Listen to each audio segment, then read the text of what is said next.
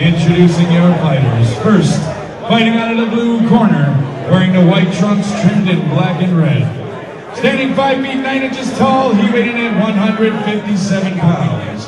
He is a boxing and jiu-jitsu specialist representing the Southwest Fight Club. He comes to the cage with a perfect record of 4 wins and no losses, with 2 wins coming by way of submission and 2 big wins coming by way of knockout. Fighting out of and representing Southwest Detroit, Michigan, ladies and gentlemen, here is Josh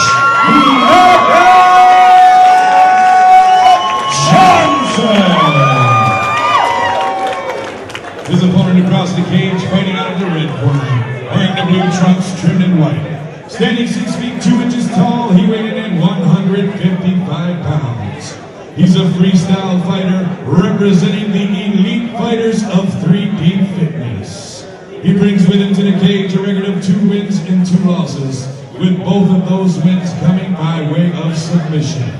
Fighting out of Monroe, Michigan, ladies and gentlemen, here is Wyeher.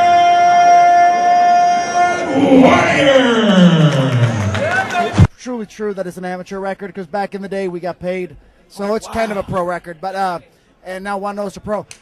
Being undefeated is a little bit of a burden, because it really is something that you hang on to. You really don't want to lose, and sometimes you fight not to lose instead of fighting to win, and that's dangerous.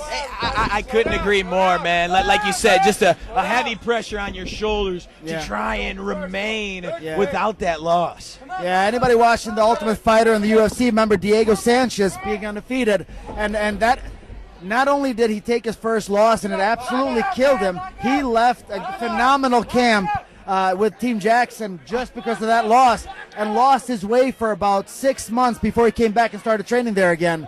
Yeah, that's what it can do to you. You get too many wins in a row, you just don't know how to deal with it. I'm sure hard to take it. So he thought that Greg Jackson's it wasn't sufficient enough. It wasn't treating him right. Or I what? guess that was it. He thought that he was going to find a better camp with better preparation.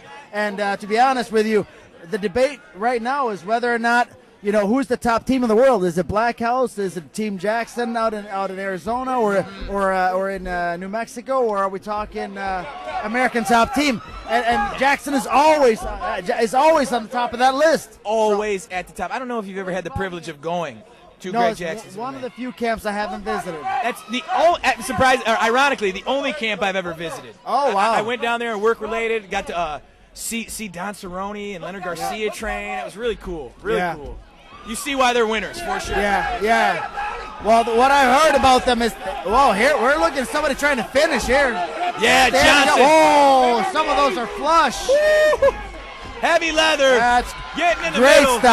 Great stoppage. Keeping that pretty record and pretty face, Mr. Josh Johnson, increasing it to 5-0 here tonight. Ladies and gentlemen, clap your hands for both of the fighters in this cage. Referee Don Gallegos steps in to stop the contest at 1 minute 43 seconds of the first round for your winner by TKO, Josh Johnson. Good sportsmanship shown here with Wyeher Xtreme Cagefighting, as we would always remind our fighters to fight with honor. Now, Mr. Johnson, we have seen each other here before inside of the winner's circle. Congratulations, my friend, on increasing your incredible record to 5-0. Talking with my colleague, running the suite over here, he said that the #1 question we got to ask you, and actually ask Mike Patinelli, is when will he be a contender for a title shot? Am I right? Feel free to talk about your victory, brother. What up, Cobo? I'm 5-0. I have the skill of a fighter rebellion. I'm training over there, real hard. I'd like to thank God, all my family and friends.